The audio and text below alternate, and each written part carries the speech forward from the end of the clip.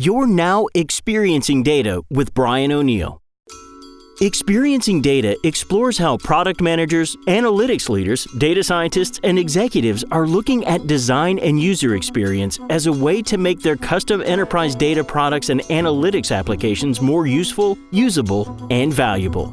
And now, here's your host, the founder and principal of Designing for Analytics, Brian O'Neill.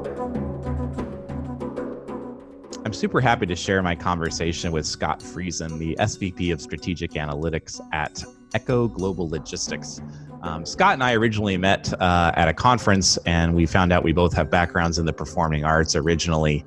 And Scott's a really interesting dude, and his approach to making successful data products and analytics solutions is very much rooted in relationships, empathy, trust, and intimacy with stakeholders and the people that his team is building solutions for. And so I wanted Scott to come in and kind of share, like, how does he do what he does in order to get people to use the predictions and the models that his group is putting out, because at the end of the day, the technology itself is not enough to create value in the business. There has to be engagement in the last mile with the people that he's creating these tools for. So Scott's going to share some of his journey and his approach to creating value with analytics and data science, and I think you're really going to enjoy this conversation. So again, this is Scott Friesen, SVP of Strategic Analytics from Echo Global Logistics.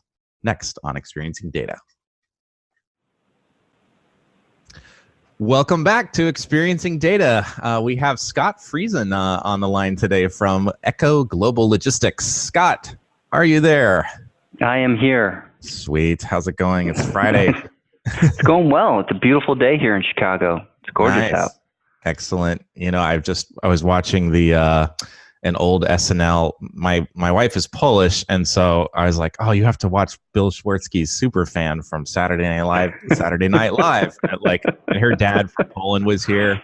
Totally didn't get it. Like, I mean, the sausages and beer is funny, but I'm like, well, this is what American people think about Chicago. It wasn't culturally authentic. Is that what you're saying? We didn't nail that target. Yeah, I actually went. My son had hockey tryouts last night, and I actually went to the Little Goat Tavern, or the Billy Goat Tavern, which is of the famous John Belushi cheeseburger. Okay. No Pepsi Coke. That whole skit from the 70s, like early 80s, like that that comes from that actual place in Chicago, and I'd never been there before, even though I've lived here several years. So, I got a cheeseburger. Excellent. Well, I would love to talk about sausage and grilling and all that, but I think we have some cooler things to talk about with your. That's a different podcast. That's a different podcast, and let's nerd out to some analytics. So we've met each other, I think, at the International Institute for Analytics symposium. That's right.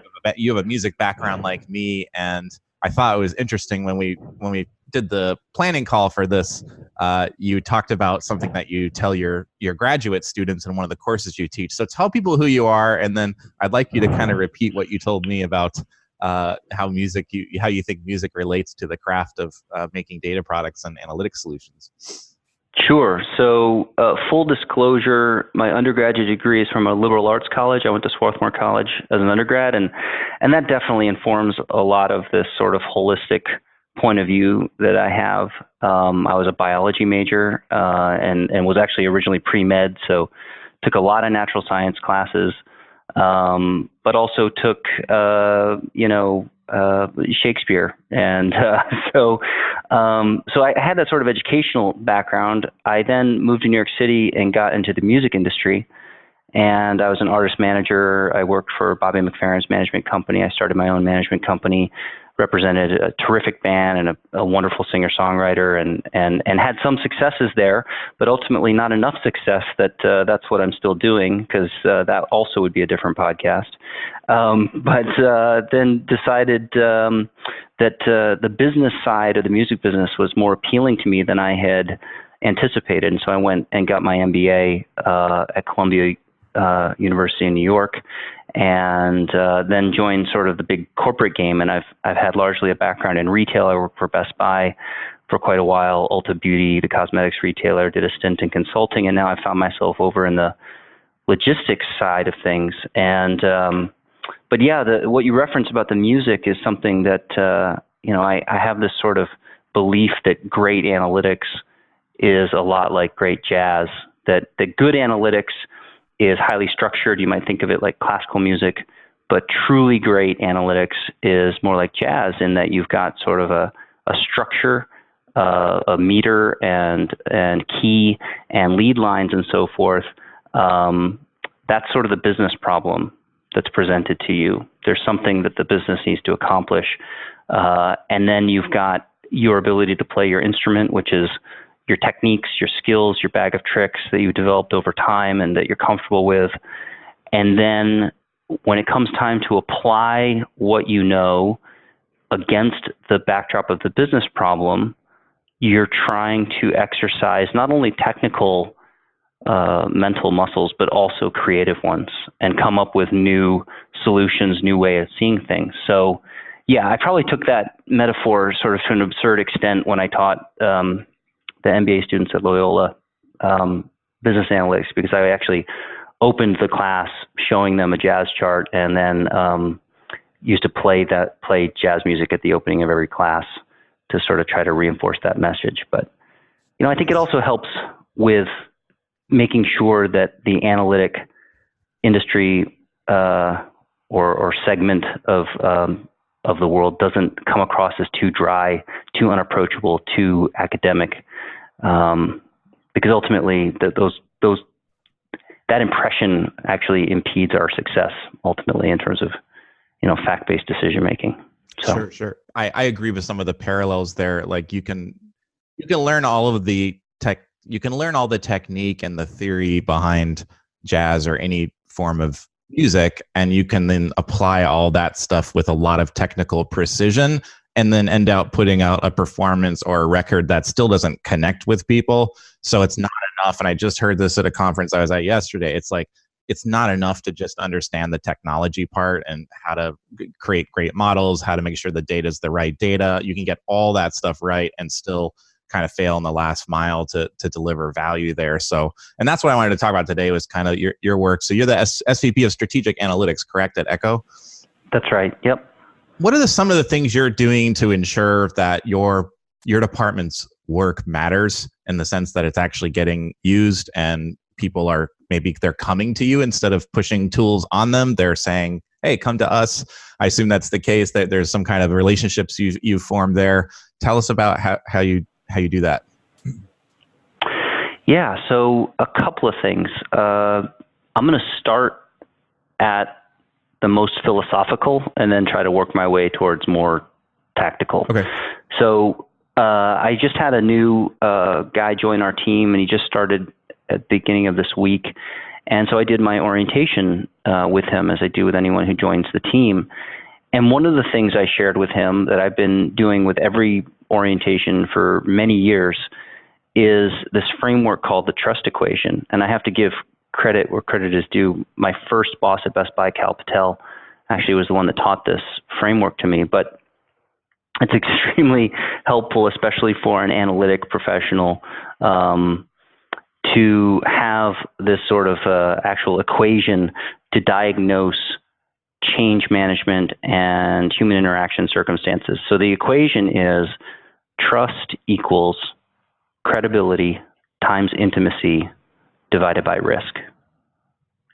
And so if you dissect that a little bit and say that credibility comes from doing what you say you're going to do, doing it skillfully, being reliable and being useful, then that's sort of how you gain trust, by showing up with credibility. The second piece is intimacy. And the thing about intimacy is, to me, there's sort of two parts. One is you're not just the name at the bottom of an email address. People have to actually understand that you're a fully formed human being. There's a reason why business trips still exist. There's a reason why you and I met in person at the IIA symposium instead of just attending that via web conference. that sort of interaction matters. And the other part of it, though, is showing the empathy to understand other people's needs and what's motivating them. And this is where I think some of the last mile starts to fall apart, is the ability to really listen deeply to whoever your internal client is, if it's a business person or an operations person or a finance person or an HR person or whoever it is that has a need. Putting yourself in their shoes, understanding what's motivating them, is about sort of building the intimacy of that connection and that relationship, and makes a massive difference in terms of the success of your work and the development of that trust. So those are sort of the things that are driving trust up, is increased credibility, increased intimacy. And then underneath credibility times intimacy, you have risk. And the thing about risk is there can be real risk and there can be perceived risk. I find that more often what you're really working with is perceived risk. Sometimes the risk is real. You're changing something fundamental or something important. But other times you're asking someone to sort of do things a little bit differently or operate in a different way, consider things differently. And those can come with a perception of risk that you have to be aware of. I had a finance professor years ago who said the nature of value creation is change. And that always stuck with me. And so what that means in the context of the trust equation is, if I'm going to introduce change to an organization or to a group of people or to an individual, then I'm going to introduce perceived risk. And so the way for me to drive positive change, the way for me to drive adding value to the organizations that I'm a part of, is the ability to create enough credibility and intimacy that I can get away with introducing change that benefits the organization. Because if that equation, flips and it becomes less than one, right, then the risk perception has become more than the buildup of my credibility and my intimacy. Now people aren't gonna go along with whatever it is that we're trying to do. So it's a little heady, it's a little philosophical, but I do find that when I'm coaching members of my team or when I'm sort of diagnosing different situations, that I can often identify if there's something that's not advancing, trying to understand which of those puzzle pieces is not where it needs to be, is a very, very helpful way of figuring that out. You're listening to Experiencing Data, the podcast that explores how design and user experience make enterprise data products and analytics applications more useful, usable, and valuable. Your host is Brian O'Neill of Designing for Analytics, designer, UX consultant, and advisor to the business leaders behind custom enterprise data products and analytics applications. For more information, visit designingforanalytics.com. If you're enjoying the show, help Brian out by rating it on iTunes. And now, back to Brian. Yes. Yeah, exactly. Yep. Yeah, I'll never forget, before I came to work at Echo full-time, I was a consultant. We're working on this one particular project and this IT system, and I was watching this business analyst from IT in a meeting with one of the senior most executives, and I was observing this dynamic where he kept trying to land a message and the executive was just not buying it. And I watched him sort of approach it over and over. And it was kind of hard to watch because I felt like I was watching this young man, kind of just smack himself into a plate glass window over and over. And I really didn't want that to be happening, for him. Painful. Painful. It was painful to watch. But but what I observed in that case is that he had not established adequate credibility, and he was introducing something that the business leader perceived as risky. And so, I was watching and I asked myself, is it an intimacy thing or credibility thing? And in that particular case, it was very clear because I knew that the executive liked him individually. So it wasn't like an intimacy thing. It was a credibility thing. And he hadn't taken the time to either establish a credibility or figure out how to reduce the perception of risk in that situation. Right. So I have found it to be really helpful in terms of diagnosing some of those things. So then, if you translate that to that sort of very, lofty, like I said, liberal arts background. So I liked the philosophy class that I took as well. But as you sort of translate that down into a much more tactical arena, you find that this trust element translates in a lot of different tactical ways. So one is a business leader asks for an answer to a question that may be deceptively simple. They ask for why some number has changed or moved, and it seems on the surface like a very simple question, but it turns out there's a lot of moving parts that push on the numbers that's true for most businesses. And trying to dissect that and pull apart what was actually doing it may actually involve some complex statistical modeling or other approaches. And so the ability to come back and land that information successfully in a way that the executive believes and then can act on, again, sort of comes back to that trust element. Right.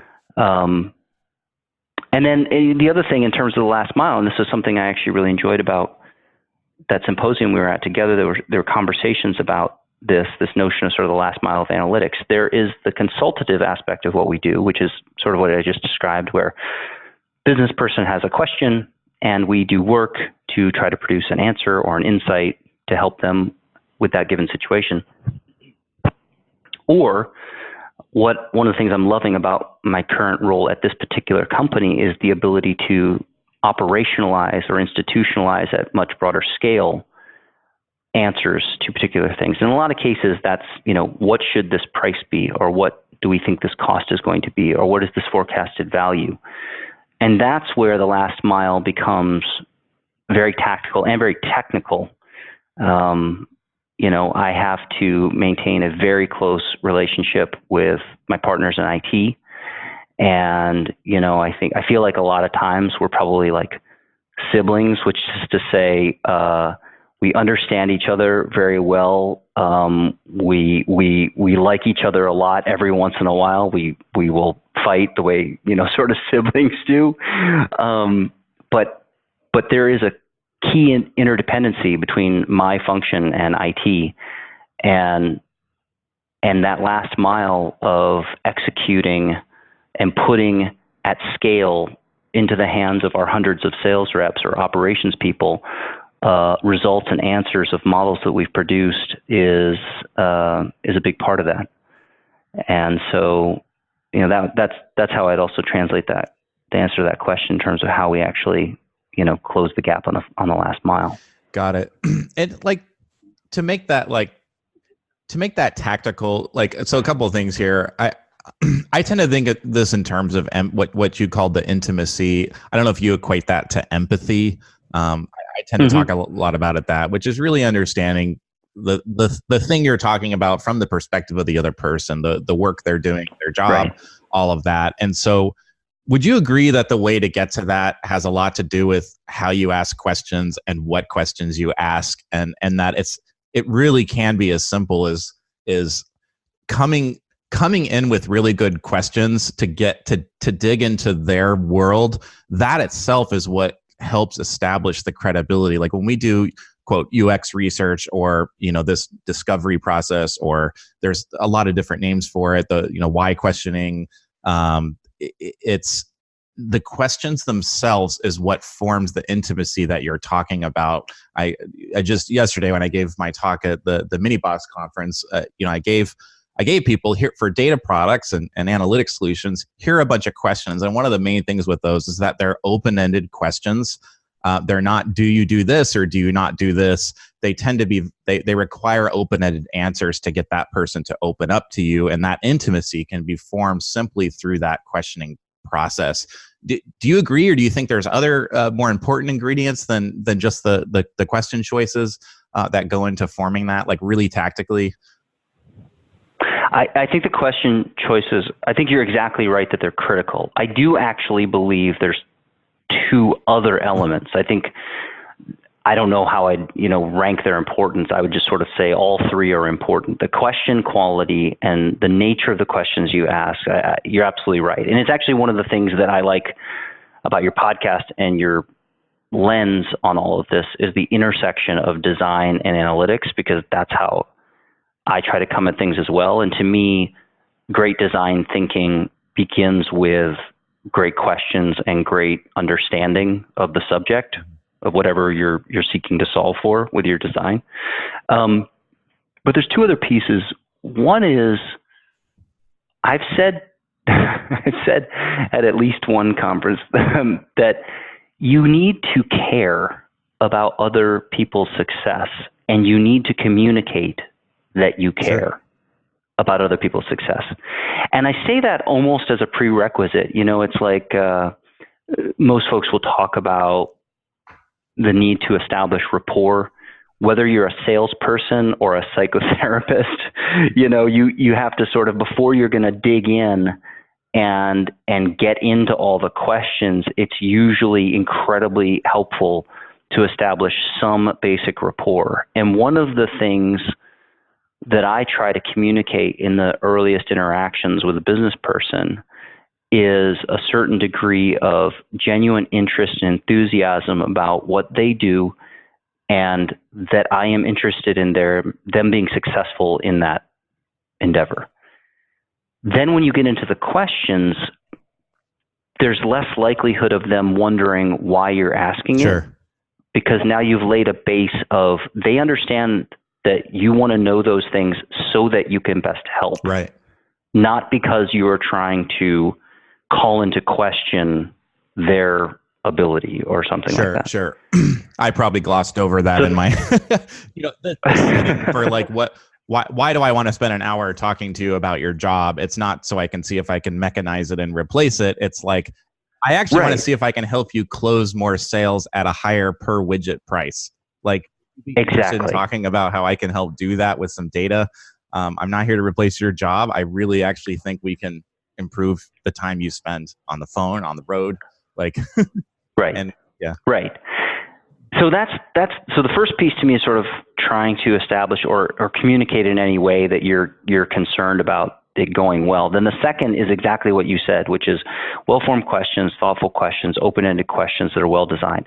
There's a third piece to me, which is trying to listen with minimal filtering, which to me is also sort of a great design mindset, principle. Try to remove your own biases. Try to be aware of your own ladder of inference, that might be producing filters inadvertently. Try to truly hear the person where they are and not be spending too much brain energy on overinterpretation in the moment. And, I've had over the years some conversations with some folks that have left companies. And one of the most common things that I've seen when someone is talking to me about why they've chosen to leave a company is that their manager, when they tried to talk to their manager about certain things they needed or wanted in their work experience, the manager wasn't able to really hear it. And I think it's a very sympathetic circumstance, because the manager has got all kinds of pressures for stuff that they're supposed to do. So they're listening to what the person is saying, but there's this whole other voice of like the pressures that they're under to get certain things done. And therefore they're trying to make what the person is saying fit that mold. Yep. Which, when it goes badly, ends up in the person didn't actually feel heard. Right. Or the steps weren't actually taken to modify the circumstance, and then the end result is the employee leaves.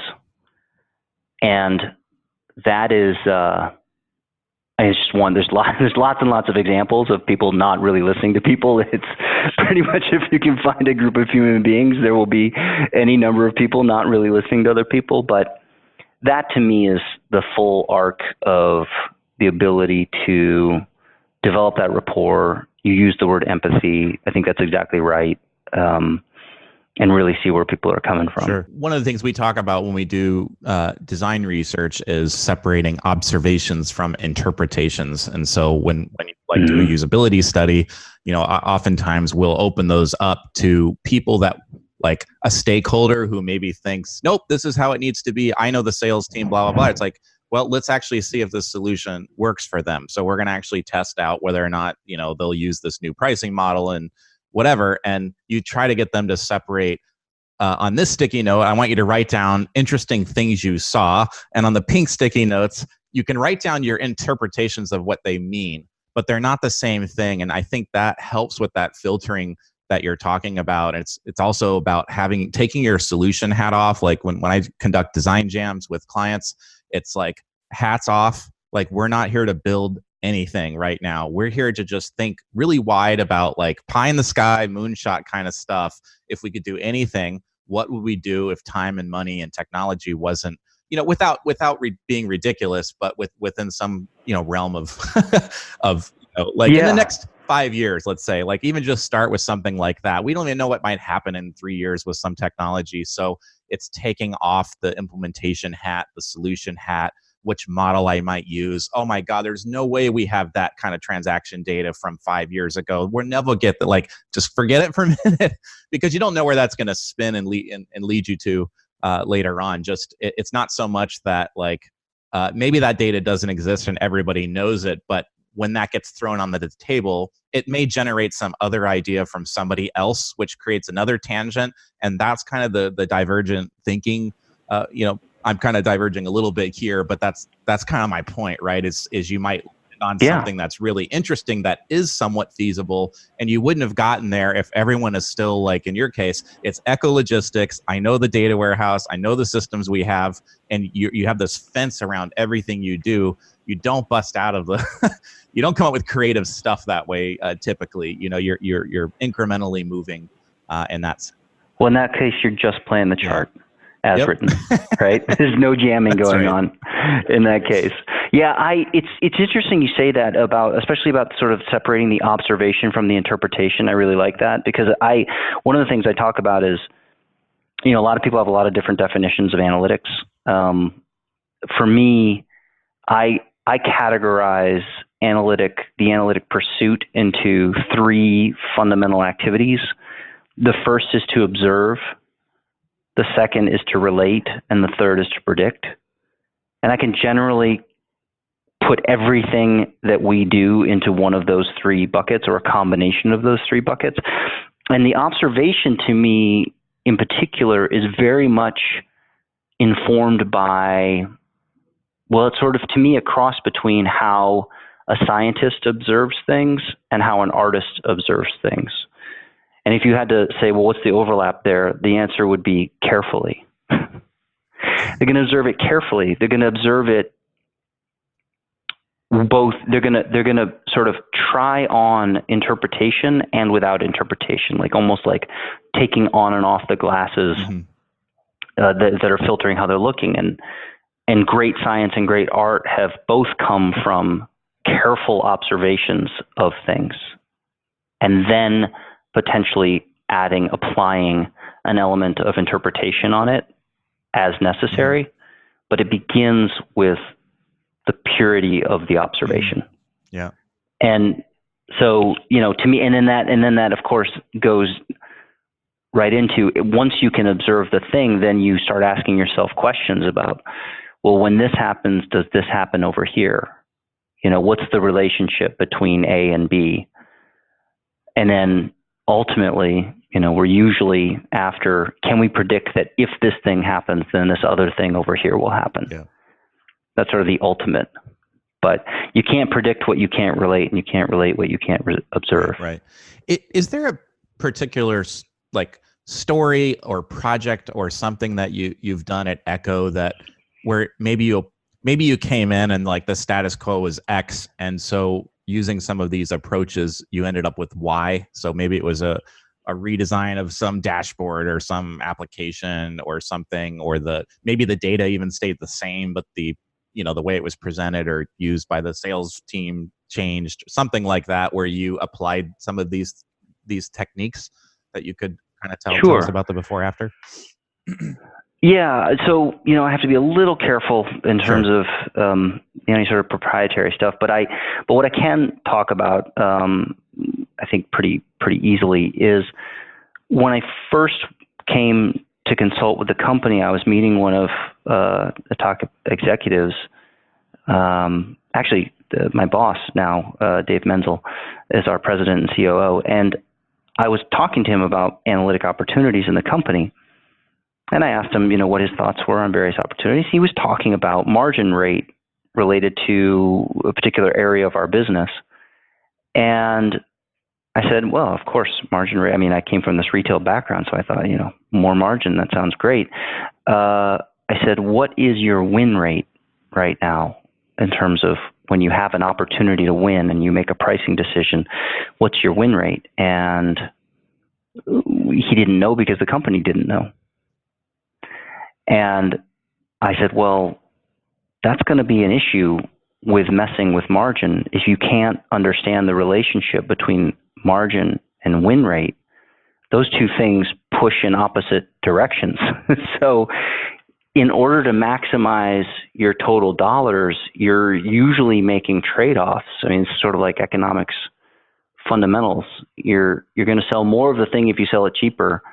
You sell less of the thing if you sell it more expensively. So the question is, what is the right balance that allows you to sell as much as possible at the best price you can get?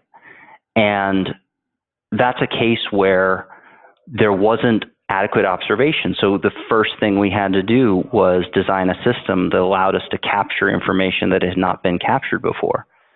And so we did that, and we were able to actually observe wins and losses, win rates, and the conditions of the wins and losses, and all sorts of details about those.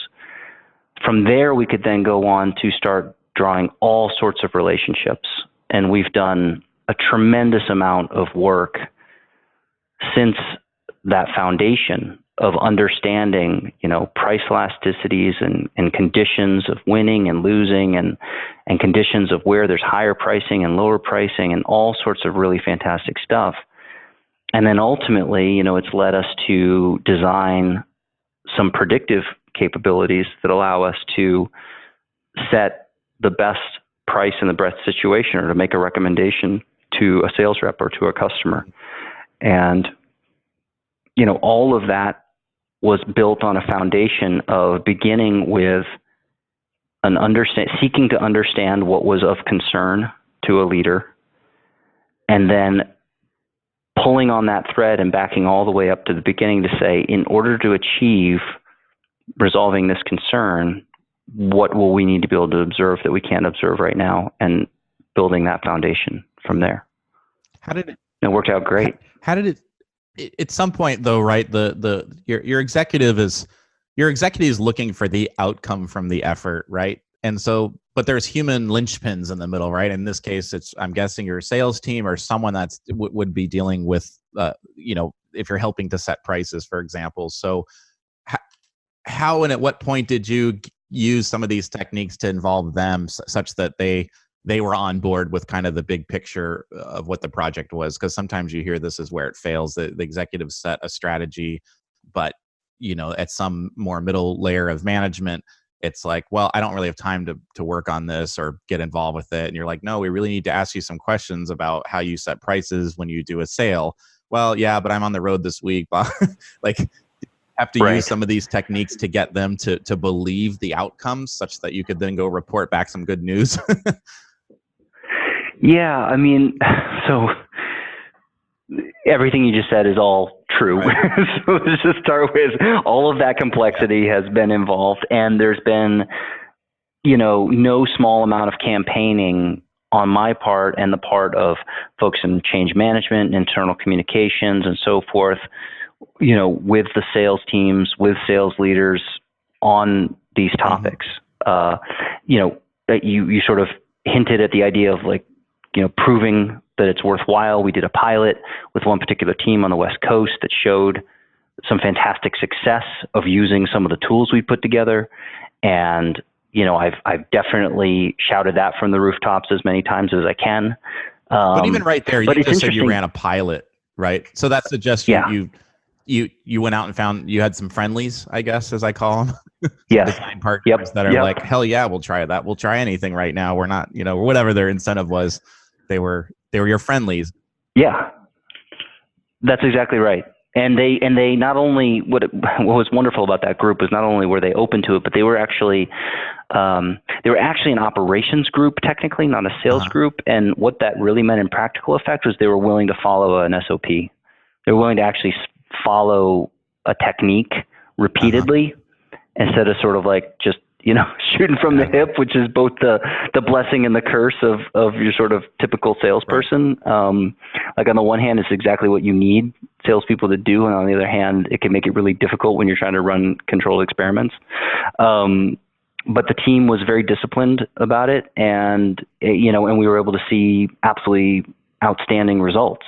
And so, definitely shared that. But what's also interesting is, and I'm sure that you know this, even after that, we did not have adoption of these techniques at a widespread level because the hurdle was still too high from a usability standpoint. Even though I could demonstrate that using this reporting and using this sort of technique would result in more money, it still wasn't getting the traction that it should. And so we had to take another step of the solution, which is make it much, much easier and much faster for them to actually engage in that approach and in the intelligence supporting that approach. So we actually just launched, not long ago, a new technology set for our salespeople that has dramatically lowered the effort hurdle that they had before. And now we're seeing the adoption shift that's taken place in the last month has been pretty dramatic. It was like we finally got the last barrier knocked out. So my point of like sort of when you open to like, what about this element? What about this element? What about this? It's all of it. It's like, it's true. You get the pilot team to prove that it works. You talk about how it's better for them, the what's in it for me, for the sales reps. You talk to leadership about how it's good for the company and it'll make the company more money. You do all that. And then on top of all of that, we still had to solve for making it simpler and faster and easier, which we did. And now having piled all of that up, we finally have hit the tipping point and we're seeing sort of mass adoption. Right. And it's taken a few years. Yeah. That's, it's, I would have loved for it to have gone faster, but this is a marathon, not a sprint. I have two follow-ups to this. One, are you, and you can add some blurring to this just so you're not putting anything confidential out there, but could you help our audience understand like what was an example of the thing that was blocking or creating usability problems and what did you do to address that? That's one thing. Well, let me tell you the follow-up because you may want to answer this first. The second one is, do you think you could have done something about that earlier, or did you have to wait until that you were there to know that was a barrier? That's a good question. So I kind of knew it was a barrier always. It's just what we could get done ourselves. So I view my team as sort of an R&D function. And if you truly want to institutionalize at scale, the IT team has to do that because they're the ones that own all of the core operational systems. And so to make it a little more precise, we had this report that we would email to our sales reps as a PDF attachment. Mm-hmm. That is not ideal. We would send it once a week, and it wasn't interactive, and so the use of it was limited. The upgrade is in two fundamental ways. One, there's a digital version, sort of a website version that's interactive of the report itself. And then on top of that, the other problem we had was that we didn't actually allow them. We'd come up with a great way to sort of analyze what was going on with sales. What we hadn't done is allow them an easy translation to set their profiles, their pricing, their account information up in a way that aligned with the reporting. And so even if so what that meant was they had to look at the report every single time they wanted to do a quote. Now they can look at the report, they can set their settings, and then they don't have to go and pull up the report every single time they do a quote because they've already used the reporting to set their defaults. Got it.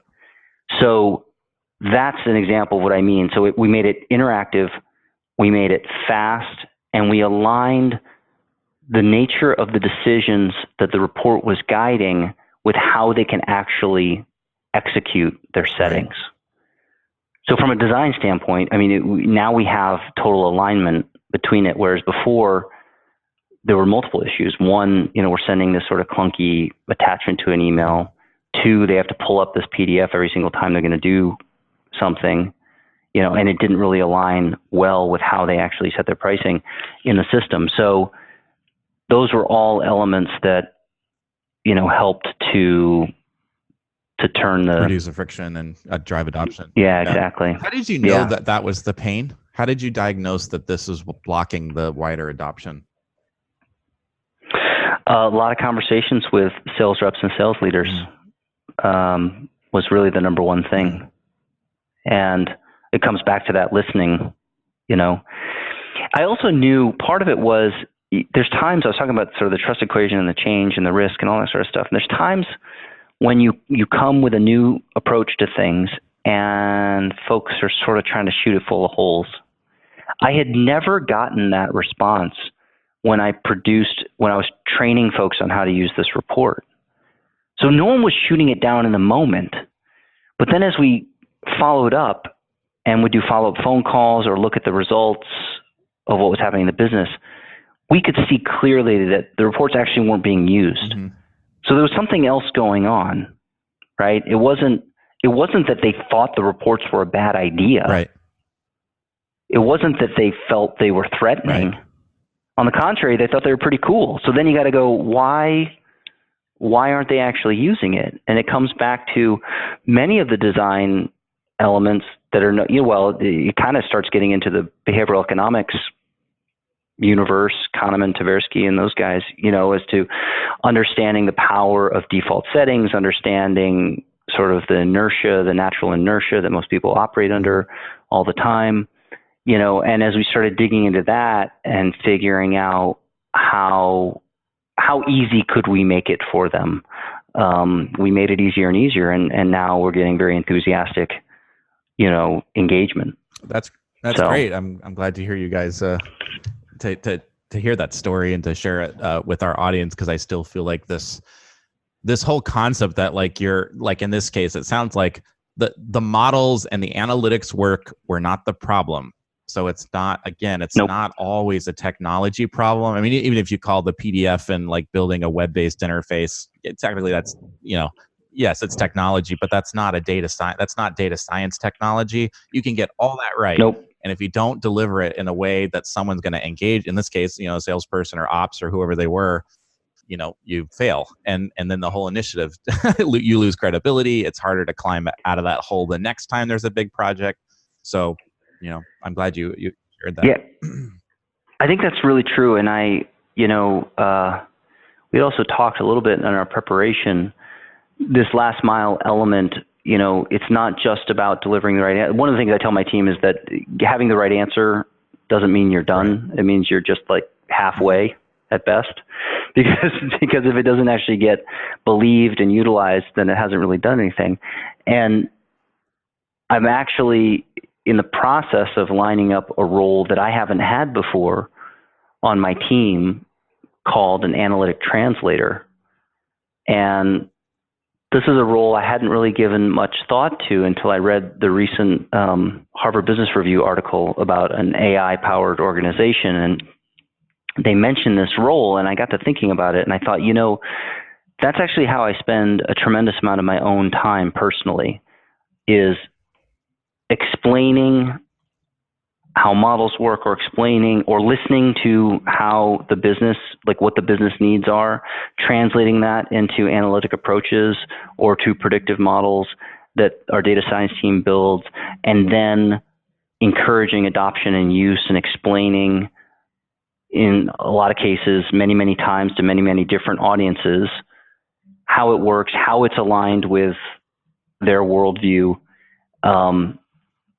And what I realized in terms of, as we continue to grow our analytic competency as a company, that my time doing that stuff was becoming a bottleneck, and I needed help.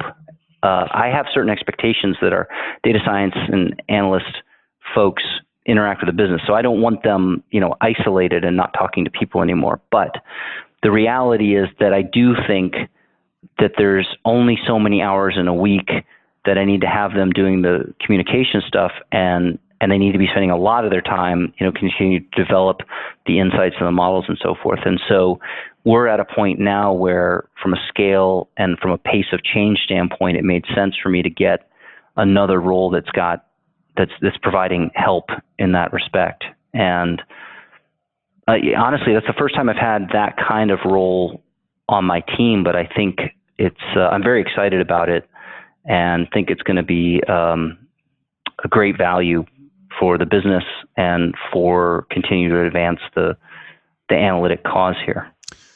Great. Yeah. I mean, I'm definitely hearing more about, I have my issues with the title. I feel like the title is not ideal, but we don't always control those things. But I think the nature of the work seems to make sense for some of the pains and problems that seem to be ongoing. So, right. I can understand how that would be valuable to you guys. So, Scott, this has been super great. I've really enjoyed talking to you and some of your stories here and how you're approaching this it's been fantastic. So, I did want to ask you one last thing though. Do you have any closing advice for people in your shoes, people trying to make sure their data products and solutions are creating value? Like, any closing thoughts? Well, I can give you my universal career advice. What's that? It's 2 steps.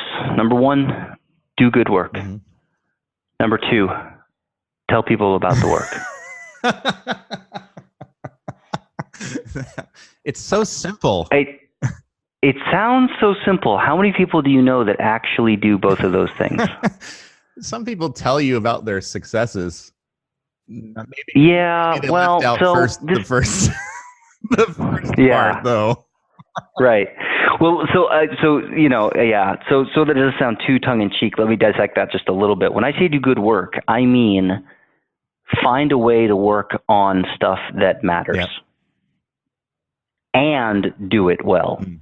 So I don't just mean do the work you're assigned well. Right.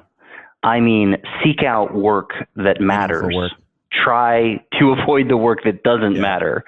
And then on top of working on important and valuable work, perform that work well. So that's the first piece.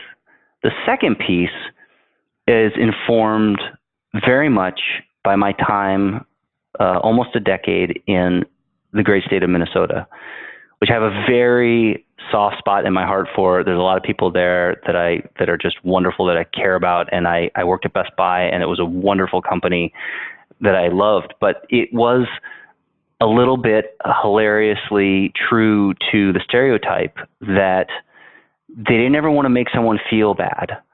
So there were all sorts of weirdnesses about people putting their names on PowerPoint decks and stuff, because they'd say, well, I don't want to take credit for that. It was really a group effort. And so one of the reasons I came up with the second statement that says, tell people about the work, is that if you are actually doing important and interesting work and you're doing it well, then first of all, I find that people are interested in hearing about it. But the second thing is, I'm not saying tell people about yourself. That's the fact that you were involved in the work is self-evident based on the fact that you're exposing it. Talk about the work. Then it's not about you, it's about the work. And it kind of helps sidestep that issue that some people have if they don't want to, they feel uncomfortable tooting their own horn or sort of, but if they've done something exciting, it can be pretty easy for a person who doesn't even like to promote themselves to be excited about the cool work that they did. And so we do stuff here at our company where I put together events where I try to give folks an opportunity to do that. We just did, a couple of years ago, we did something called Datapalooza, where we had all these folks that had learned SQL code that had built these projects that were incredibly cool. And we did it sort of science fair style. We had, coffee and donuts in the cafeteria and had everybody, set up their trifold posters where they explained what they did. And, those sorts of things are sort of, they're not that hard to do. And yet they don't happen nearly as often as I think they could. So that's my closing thought is do good work and tell people about the work. Was there a volcano at that? Someone did bring a volcano to our last one, and it was totally awesome. I love it. Where can people follow you and pictures of the volcano, perhaps? But I don't know if I'll see if I can find a picture of the volcano. They can follow me on LinkedIn. I'm very easy to find on LinkedIn. Scott Friesen, last name is Friesen. And I think there's some like YouTube videos around and stuff of some talks I've done. I keep telling myself I should write more things, but then I don't write them as often as I'd like to. But need I remind you of part 2 of the career advice? I know. I do a better job inside of my companies than I do in the world at large. I should work on that version of it, of part 2. Well, I for one would welcome reading more. So please do share more of your thoughts and thanks for coming on Experiencing Data. This has been super fun. I'm so glad. Thanks for having me, Brian. It was great. We hope you enjoyed this episode of Experiencing Data with Brian O'Neill. If you did enjoy it, please consider sharing it with the hashtag #ExperiencingData. To get future podcast updates or to subscribe to Brian's mailing list, where he shares his insights on designing valuable enterprise data products and applications, visit designingforanalytics.com/podcast.